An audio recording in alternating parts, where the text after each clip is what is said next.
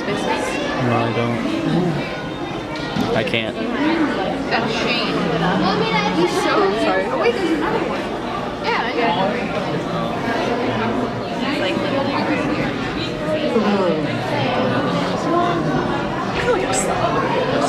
this one has his hand through his throat. I want to tell you.